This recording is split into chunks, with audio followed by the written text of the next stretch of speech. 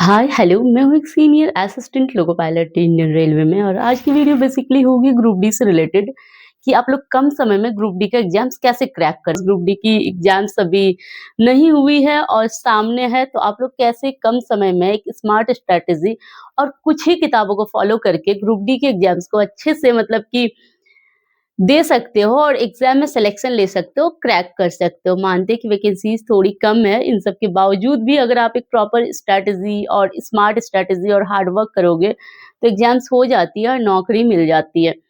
First of all थोड़ी-सी अपने बारे में बता दूँ, अभी जस्ट मैं ड्यूटी से आई हूँ, इसलिए थोड़ी-सी टायर्ड लग रही हूँ क्योंकि मेरी ड्यूटी ओवर हुई है और मैं रूम आके आप लोगों के लिए पहले वीडियो बना रही हूँ, उसके बाद मुझे भूख लगी है, खाना खाऊँगी। बिकॉज़ आप लोग काफ़ी होप और उम्मीद से कमेंट सेक्शन में कमेंट करते हो और मैं थोड़ी हेल्प कर पाऊँ, तो मैं बहुत ही मतलब कि आप लोगों का थैंकफुल होऊँगी इस चीज़ के लिए। तो चलिए स्टार्ट करते हैं कि ग्रुप डी का प्रिपरेशन मतलब कैसे करना चाहिए और क्या पढ़ना चाहिए? आखिर सिलेबस क्या है?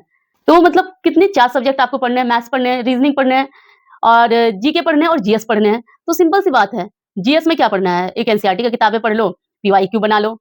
दूसरी क्या है कि जीके में क्या पढ़ना है? एनसीईआरटी नोट्स कहीं से डाउनलोड कर लो, वो पढ़ लो या मँगा लो और लूसेंट पढ़ लो और प्रीवियस ईयर बना लो। मैथ्स और रीज़निंग में क्या है? मैथ्स में एरिहंत की बुक्स एक रीज़निंग में एरिहंत की बुक्स एक पतली वाली वो बना लो, इतनी सी पतली सी तो होती है और आरएस अग्रवाल मैथ्स प्रैक्टिस कर लो। उसके बाद प्रीवियस ईयर पेपर लगाओ, इतना थोड़ा ही तो करना है, इसी को बार-बार प्रैक्टिस करो, बार-बार प्रैक्टिस करो, एग्ज़ाम्स होंगे और 100% होंगे और रेलवे के जो भी मतलब एग्ज़ाम से जितने क्वेश्चन्स पूछे उसको बार-बार प्रैक्टिस करो, लेकिन कांसेप्ट ठीक करने के बाद और मेरे अकॉर्डिंग अगर इसमें सिलेक्शन मतलब होना ही होना है अगर आप इतना करते हो और कांसेप्ट बेस ठीक करके। यहाँ पे मैं एक बुक्स दिखा रही हूँ जो Agarwal exam card special edition मतलब अग्रवाल एग्जाम कार्ड की है।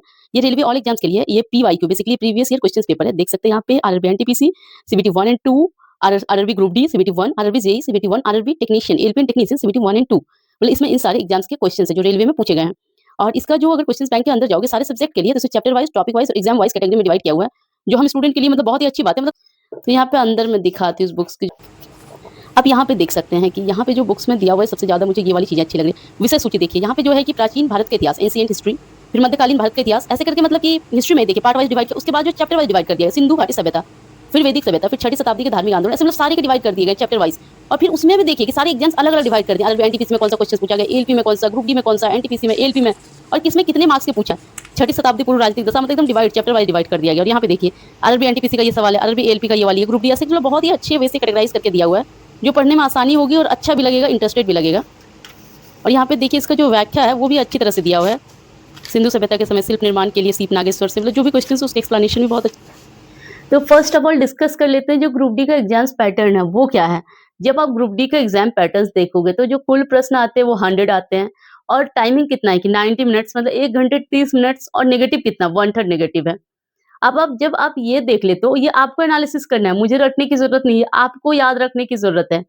पहले तो सिलेबस आप देखिए तो क्या है कि 100 क्वेश्चंस है, 100 अंक का मतलब नंबर का और 90 मिनट आपको टाइम मिल रहा है और 1/3 नेगेटिव मतलब आप सोच रहे हैं कि 100 क्वेश्चंस और 90 मिनट्स मतलब स्पीड थोड़ी फास्ट होना चाहिए। आप इसी से एनालिसिस करो, 1/3 नेगेटिव है। कहने का मतलब इसी से पता चलता है कि आप ऐसे नहीं कि रैंडम तुक्का लगा दो। 2 चीजें यहीं से क्लियर हो जाती है। अब चलिए सिलेबस की ओर चलते हैं। सिलेबस की ओर जब आप जाओगे तो देखोगे कि गणित जो होते हैं मैथमेटिक्स 25 मार्क्स के होते हैं और रीजनिंग देखोगे तो 30 मार्क्स के होते हैं। मैं तो इस चीज़ से बहुत खुश होती हूँ जब रीजनिंग्स के क्वेश्चंस ज़्यादा होते हैं मैथ्स से, क्योंकि अधिकतर बच्चों के रीजनिंग ज़्यादा अच्छे होते हैं मैथ्स से और कम समय में कर लेते हैं। उसके बाद जब आप देखोगे सामान्य विज्ञान, जनरल साइंस 25 क्वेश्चंस और general awareness and current affairs 20 questions. तो आप लोगों के जो सबसे ज़्यादा मैंने क्वेश्चंस देखा ग्रुप डी से रिलेटेड, आप लोग पूछते हो कि दीदी मैं साइंस कैसे करूँ? जनरल साइंस जो 25 मार्क्स के हैं। तो चलिए मैं फर्स्ट ऑफ ऑल जो डिस्कशन करना चाहती हूँ यहीं से स्टार्ट करती हूँ। मतलब 25 क्वेश्चंस है, 25 मार्क्स है, 1/3 नेगेटिव है। तो जो जनरल साइंस पूछे जाते हैं ना ग्रुप डी के एग्जाम से बेसिकली 10th स्टैंडर्ड से ज़्यादा नहीं पूछे जाएँगे, उससे ज़्यादा हाई लेवल का आ ही नहीं सकते आप, ये मान लो। और जब देखोगे तो फिजिक्स के क्वेश्चंस होते हैं, केमिस्ट्री के होते हैं और बायोलॉजी के होते हैं, मतलब भौत की रसायन, जीव विज्ञान और 10th स्टैंडर्ड से होते हैं। और जो भी क्वेश्चंस होते हैं आपको पता है कि एनसीईआरटी बेस्ड होते हैं, एनसीईआरटी पर आधारित होते हैं। तो आप लोगों की जो सबसे बड़ी साइंस में वीकनेस है मेरे अकॉर्डिंग यही है कि आप लोग क्या करते हो लूसेंट निकालते हो, वन लाइनर पढ़ना स्टार्ट कर देते हो। रेलवे का आप देखे होगे आते हैं क्वेश्चंस पूछा वो आप रटना स्टार्ट कर देते हो। ठीक है, वो सब करना मैं ये नहीं बोल रही वो गलत है, वो करना चाहिए लेकिन कब करना चाहिए? फर्स्टली आपको कंसेप्ट थोड़ी बहुत क्लियर करके करना चाहिए। क्यों? क्योंकि आजकल कॉम्पिटिशन के युग में आप देख सकते हो, कॉम्पिटिशन के ज़माने में मार्क्स थोड़े ज़्यादा लाने पड़ते हैं। आप 1-1, 2-2 नंबर से छूट रहे हो। वो तो लूसेंट सब रट लेते हैं, वो तो सब करते हैं, तो फिर सिलेक्शन क्यों नहीं होती? मतलब कहीं न कहीं जिनका सिलेक्शन होता है, वो दूसरों से थोड़ी-सी अलग तैयारी करती है। तो इसलिए मैं साइंस के लिए ये ज़रूर बोलूँगी, ज़रूर कि अगर आपको सिलेक्शन लेना है तो 6 से 10 तक आप एनसीईआरटी को रीड करें। पढ़ें और एक बार नहीं 2 से 3 बार पढ़ें और उसके साथ-साथ रेलवे में जो साइंस के क्वेश्चन्स पूछे गए और लूसेंट के वन लाइनर जो है उसको साथ-साथ पढ़ें। क्यों? क्योंकि आप जब रेलवे के क्वेश्चन्स पढ़ोगे और लूसेंट का वन लाइनर पढ़ोगे, आपकी उससे रिवीजन होगी और बुक्स से जो होगा आपका कांसेप्ट क्लियर होगा। अगर आप एनसीईआरटी बुक 6 से 10 तक की कितनी बुक्स आती है? हर क्लास की तो 1 आती है। मेरे पास भी अभी मैं उधर रखी हूँ, जो मैं दिखा सकती हूँ। मैं खुद उसको पढ़ती हूँ और सिर्फ इस एग्ज़ाम्स के लिए नहीं कि ग्रुप डी या रेलवे या एनटीपीसी किसी भी एग्ज़ाम्स के लिए, हायर एग्ज़ाम्स के लिए भी ज़रूरी है। तो इस वज़ह से बोलूँगी और उतने टफ भी नहीं है।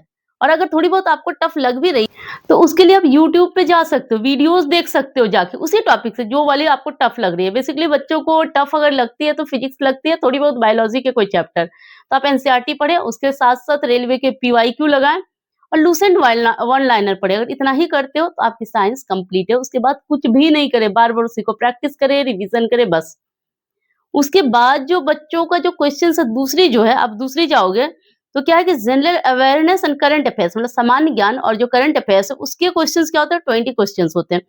और उसमें जो पूछे जाते हैं, क्या पूछे जाते हैं? हिस्ट्री, ज्योग्राफी, पॉलिटी और देखोगे तो साइंस से भी जुड़े 1-2 क्वेश्चन्स हो सकते हैं, लेकिन साइंस तो उधर है, लेकिन जीके में पूछने के चांसेस कम ही है। राष्ट्रीय और अंतर्राष्ट्रीय करंट अफेयर्स मतलब नेशनल और इंटरनेशनल, बेसिकली नेशनल ही पूछे जाते हैं।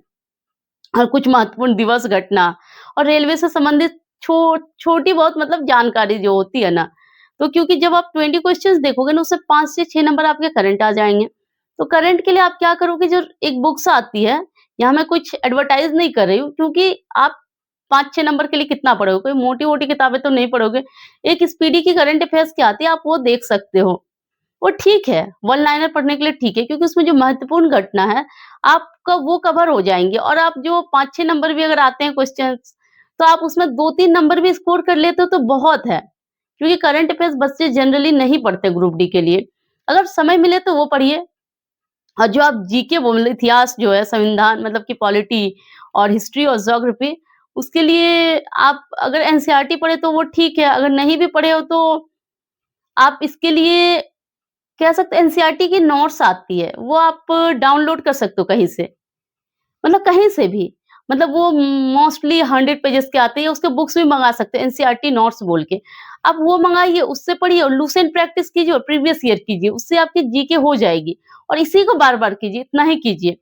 और जब आप इस पे जाओगे मतलब मैथमेटिक्स पे जाओगे और इस पे रीज़निंग पे जाओगे, तो मैथ्स के लिए मैं इतना ही बोलूँगी, पहले एक बेसिक्स बुक बना लीजिए। जैसे मैं पहले जब बनाई थी, मैं आर.एस. अग्रवाल का बुक्स बनाई थी, तो आप लोग आर.एस. अग्रवाल बना सकते हैं, ज़्यादा मोटी नहीं होती, इतनी सी मोटी होती है, मतलब 2 से 300 के अप्रॉक्स पेजेज़ होते होंगे या 400 मैक्सिमम, लेकिन छोटी बुक्स है, आप कर लोगे। उसके एग्ज़ाम्पल के साथ एक्सरसाइज़ भी बना लें अगर बिगिनर्स हैं तो। और नहीं अगर मैथ्स अच्छी नहीं है, तो वो आप बेसिक्स उसको बार-बार प्रैक्टिस करें और एडियन की पतली वाली रीज़निंग की बुक्स आती है, आप उसको पढ़ें, उसको प्रैक्टिस करें। और उसके बाद आप प्रीवियस ईयर पेपर लगाएँ। उसके बाद आपको कुछ भी नहीं करना, रेलवे का प्रीवियस ईयर पेपर। हो सके तो ग्रुप डी का पहले लगाएँ, उसके बाद एनटीपीसी का भी लगा लें, उसके बाद एएलपी का भी लगा लें, उसके बाद जेईई का भी लगा लें, रेलवे में जितने उसके बाद आपका आरपीएफ का एग्ज़ाम्स होता है, उसका भी लगा लें। रेलवे में जितने भी एग्ज़ाम्स होते हैं, उस मतलब उतना कर लें, तो आपका मैथ्स और रीज़निंग भी हो जाएगा। तो चलिए आज के वीडियो में इतना ही, मिलते हैं किसी और वीडियो में, तब तक के लिए बाय बाय, टेक केयर।